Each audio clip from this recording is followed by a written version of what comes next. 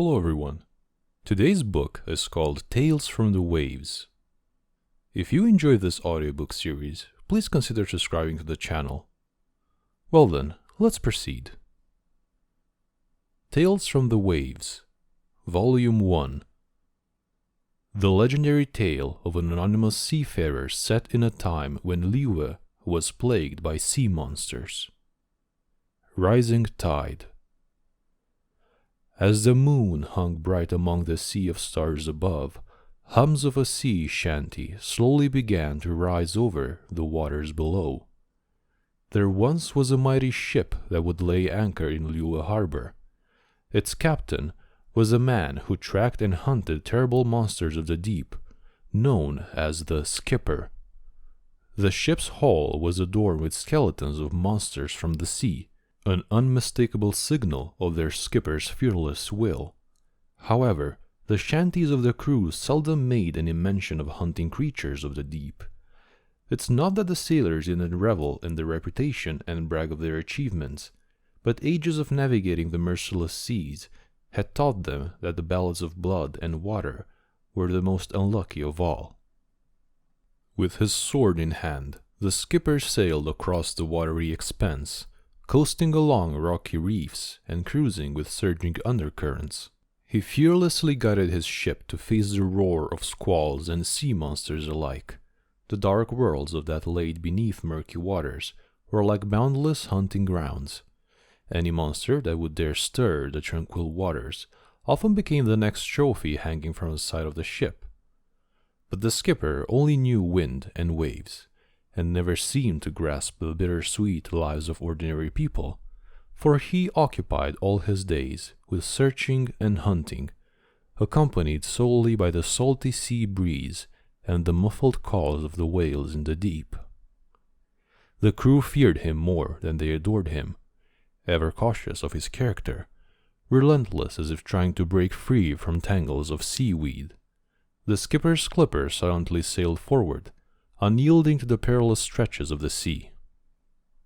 Only the young maiden who always sat atop the towering bow could ever reveal a glimmer of softness to the skipper's eyes.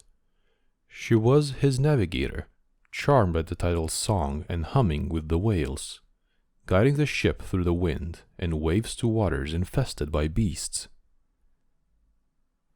A young maiden at the helm offered her songs to the sea, paying due respect to its ever billow and breeze. Hark the calls of creatures deep, and echoes of waves tossed in the gale. When the sea and winds flow in our favor, towards the horizon shall we sail. May the deities that have passed, and me, old captain too, steer our bow through the boundless sea, and point our compass true. May we guide every sailor's soul to the port they call home. The chorus of the shanty gave way to the bellowing orders of the skipper, promptly calling all hands to set sail. The mighty vessel slowly left the port and came under way, sinking into the horizon under the first glimmer of dawn. This is how the story of every voyage would begin, just as they had each day before. Volume 2. To the never-ending tune of the ocean, the seafarer fought against the phenomenal foe of fate, fighting to the bitter end. Wild Storm. Come with me into the watery abyss, listening to murmurs of the deep. When the wind and waves are right, we sail towards maelstroms of the sea. I hear the jabber of me old lady, wishing well to her heirs to come. May they navigate blasting winds and o'er dancing waves. Pierced by heroes' harpoons, may the monster's lair meet the last of its days. Even in the most violent of squalls, her constant shanties never ceased. The voice of the maiden harmonized with the raging waves, guiding the skipper over deathly currents, sailing boldly towards the eye of the storm where the sea monster lay lurking. Skimming across the vortex, ushered by lightning and waterspouts, the ship inched further into the monster's treacherous waters. Flashes of lightning revealed the skipper's silhouette, fearlessly grasping his sword. Following the skipper's fixed gaze, the crew could only make out an alpine shape shadowed by tenebrous clouds. The massive figure that lay skulking in the distance was the body of the beast. The once fearsome skeletons that hung from the ship now seemed like mere cubs compared with the terrifying silhouette that lay sprawling before them like a mountain range in the center of the maelstrom. At the skipper's bellowing command, the crew fired broadside after broadside of giant crossbows, unleashing their mortal fears and delusions on the massive body that lay like a towering wall before them. The barrages of cannonballs and barbed iron harpoons left gruesome wounds on the body of the beast. The sea monster hissed violently in pain, plunging beneath the huge crimson waves before slamming the ship's hull with all its might. The ship nearly capsized against the might of the blow. The crimson waves came crashing across the decks. The sailors were drenched in the foul torrents as they cursed the gods of the elements and continued to rake the body of the beast with stones and sharpened spears.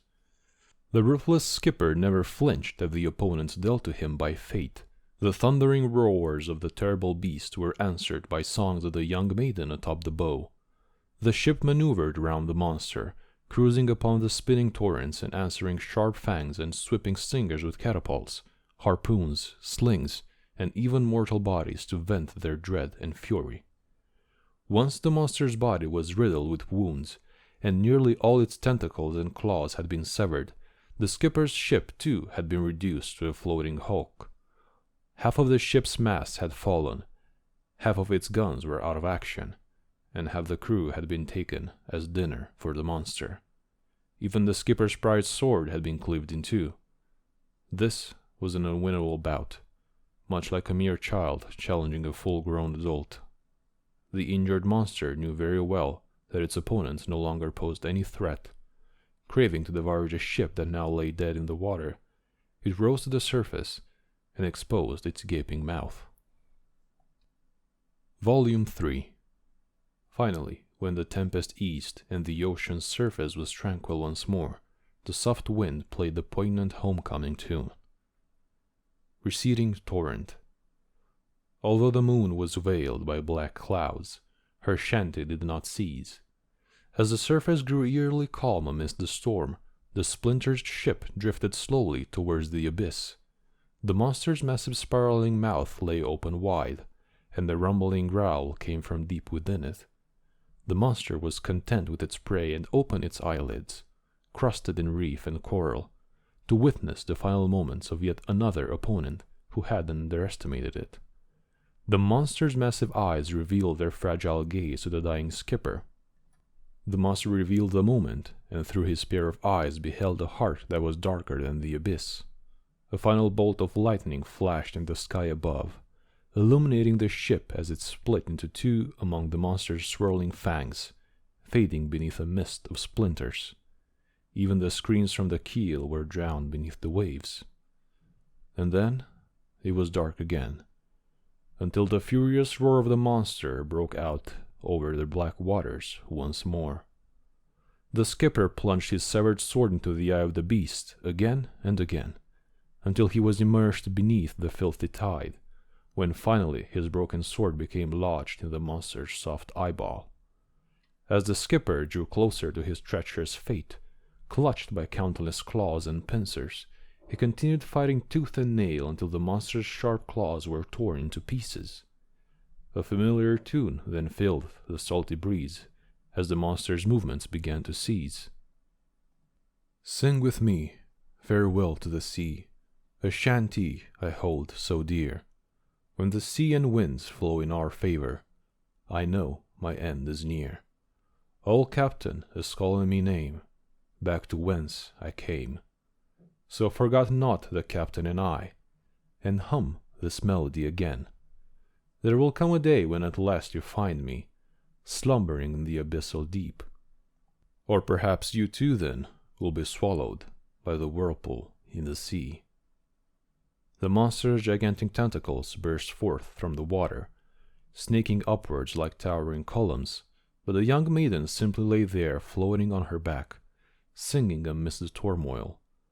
Even as the tentacles coiled tightly around her arms, even as the sharp claws pierced her skin, and even as they shredded her clothing to pieces, leaving it floating in the tatters on the sea, Still she continued to sing her farewell shanty towards the skipper.